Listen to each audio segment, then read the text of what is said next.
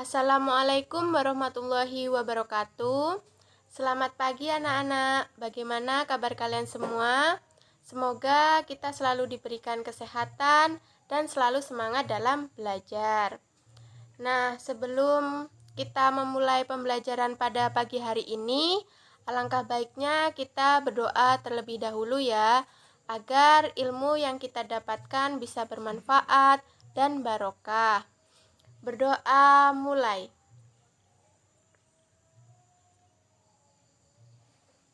Berdoa selesai. Sebelum pembelajaran dimulai, Ibu akan mengecek kehadiran kalian semua ya. Jadi kalian bisa isi presensi di kolom komentar. Untuk yang berhalangan hadir, bisa izin via WA. Nah, Ibu juga berpesan kepada kalian semua, di dalam masa pandemi ini, kalian harus selalu jaga kesehatan, jangan lupa cuci tangan, dan selalu pakai masker jika keluar rumah. Dan selalu usahakan untuk selalu jaga jarak ya. Sebelum masuk pada materi hari ini, Ibu harap kalian semua sudah belajar terlebih dahulu ya di rumah. Nah, anak-anak, materi pada hari ini kita akan membahas mengenai konsep listrik statis, yaitu pada materi muatan listrik.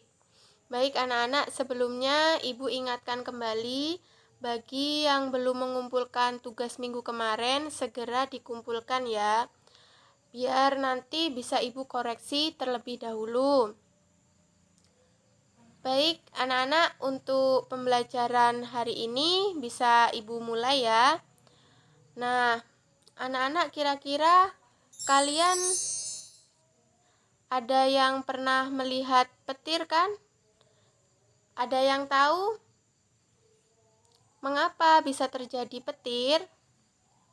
Mungkin dari kalian bisa ada yang menjawab. Nah, jadi petir itu merupakan gejala alam yang biasanya terjadi saat hujan turun. Nah, hal ini disebabkan karena terdapat awan yang bermuatan positif dan awan yang bermuatan negatif, sehingga mengakibatkan perbedaan potensial yang besar dan mengakibatkan pembuangan muatan elektron negatif dari awan ke bumi. Jadi itu tadi penyebab terjadinya petir.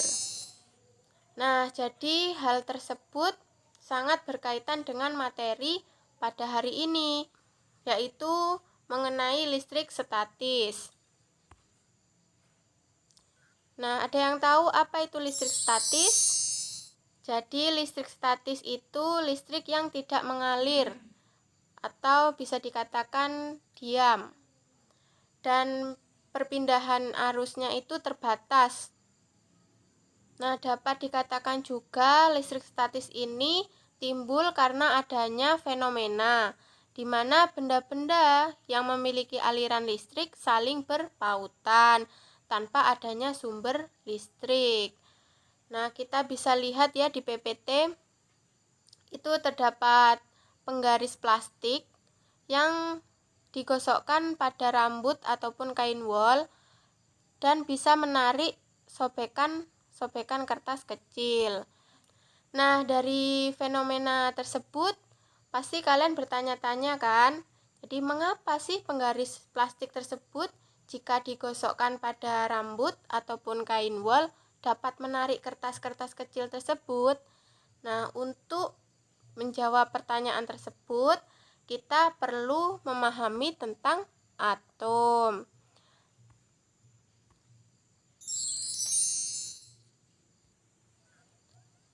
Nah, jadi atom itu dari suatu zat.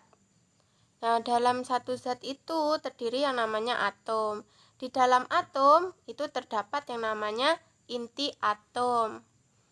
Nah, dalam inti atom itu terdapat yang namanya proton, elektron, dan neutron.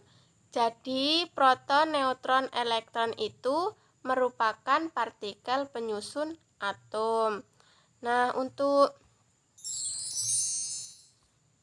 Susunan partikel zat padat itu bisa kita lihat ya di PPT, di mana dalam suatu partikel itu terdapat satu atom yang memiliki muatan neutron, elektron, dan proton, di mana neutron itu merupakan netral, sedangkan elektron itu negatif, proton itu positif.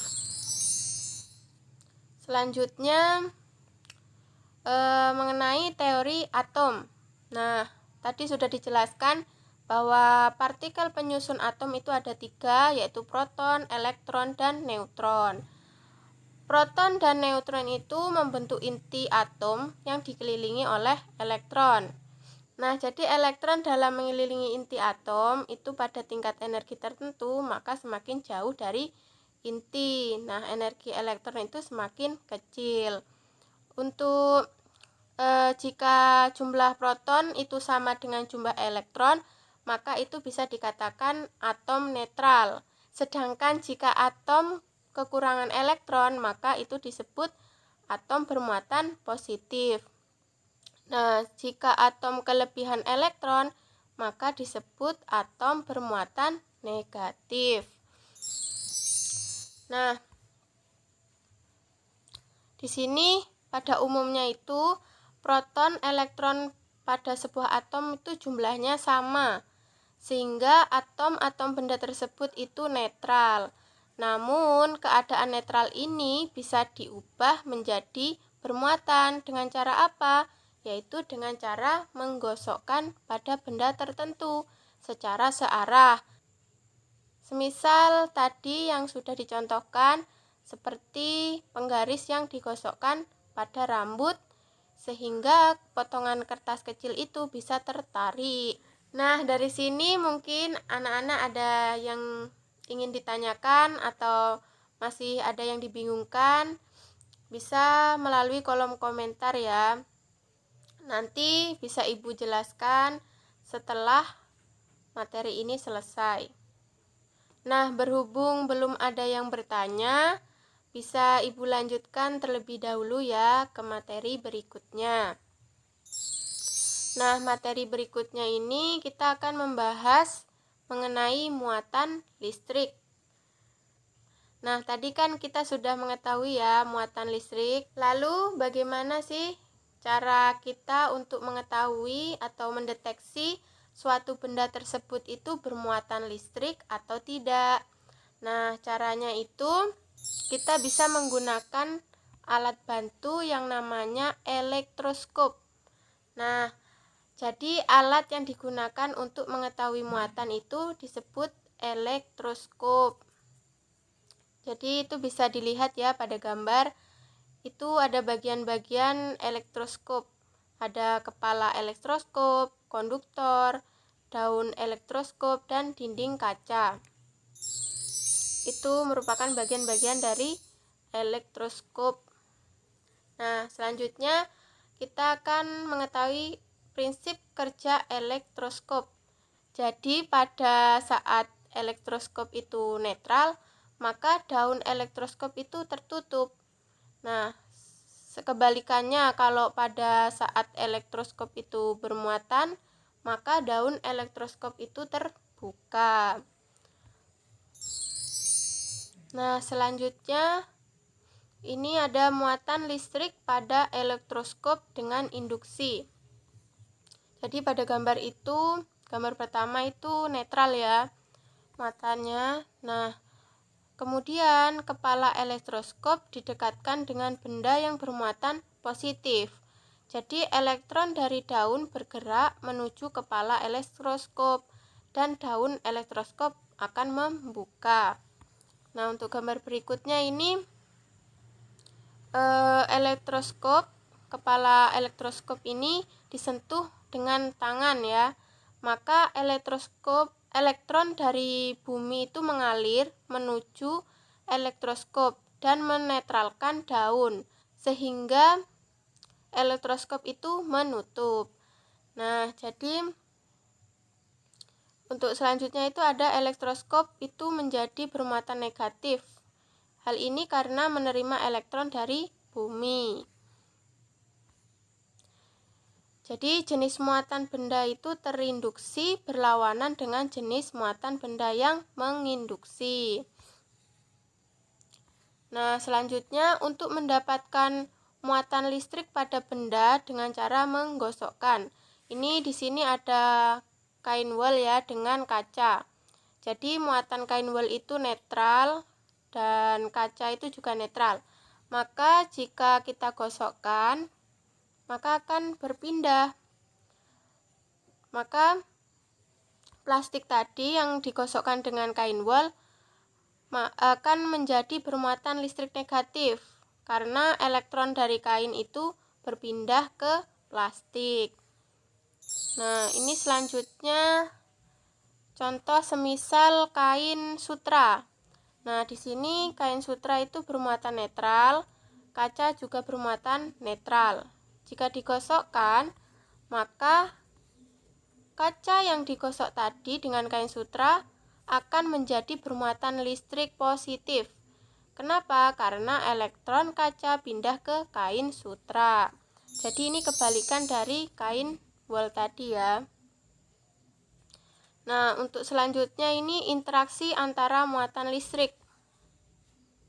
Jadi kita amati bahwa di situ ada kaca ya. Kaca itu bermuatan positif dan didekatkan dengan kaca yang bermuatan positif juga. Maka mereka akan saling tolak-menolak. Kenapa? Karena muatan sejenis bila didekatkan maka akan saling tolak-menolak. Untuk selanjutnya ini ada sebuah plastik dengan kaca, di mana kaca itu bermuatan positif dan plastik bermuatan negatif. Jika keduanya didekatkan, maka akan saling tarik-menarik. Karena apa? Karena muatan tidak sejenis bila didekatkan saling tarik-menarik. Nah, jadi ini kebalikan dari kaca dengan kaca tadi ya. Nah, jadi begitu ya anak-anak mengenai materi muatan listrik pada hari ini. Mungkin dari pemaparan ibu tadi ada yang belum paham, silahkan bisa ditanyakan ya. Pertanyaannya bisa ditulis di dalam kolom komentar. Baik, sembari menunggu ada yang bertanya, di sini ibu akan sedikit menyimpulkan materi pada hari ini. Jadi dalam muatan listrik itu terdapat dua jenis muatan ya, yaitu muatan positif dan muatan negatif. Di mana muatan positif itu terjadi jika kelebihan proton dan kekurangan elektron. Sedangkan muatan negatif itu kebalikan dari muatan positif, yaitu jika kelebihan elektron dan kekurangan proton. Nah, jadi apabila suatu atom itu netral, itu akan bisa menjadi bermuatan jika menerima elektron dari atom yang lainnya. Nah, jadi tadi kan ada contoh penggaris yang digosokkan pada rambut ya. Nah, jadi mengapa penggaris plastik tadi yang digosokkan pada rambut itu bisa menarik kertas?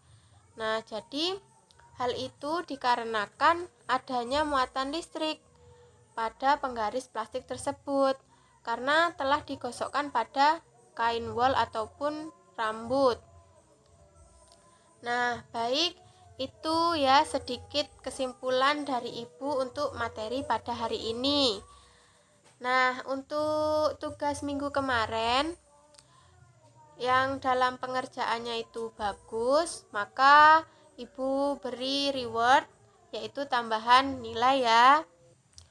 Sebelum ibu akhiri pembelajaran pada hari ini, ibu akan memberi tugas terlebih dahulu ya. Ini tugas individu, bisa kalian kerjakan di rumah. Dari percobaan ini, ibu harap kalian bisa lebih paham dengan materi yang telah ibu jelaskan. Nah, dari percobaan tersebut kalian bisa menjawab pertanyaan-pertanyaan berikut ini. Ada 5 soal ya, nanti bisa kalian jawab, bisa kalian kerjakan. Dan nanti bagi yang sudah selesai bisa dikirimkan melalui via WA.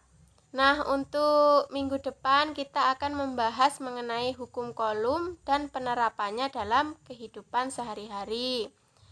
Jangan lupa dipelajari terlebih dahulu ya, biar kalian nanti bisa lebih paham.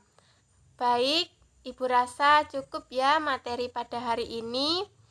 Sebelum mengakhiri pembelajaran pada hari ini, alangkah baiknya kita berdoa terlebih dahulu ya, agar ilmu yang kita dapatkan bisa bermanfaat dan barokah. Berdoa mulai.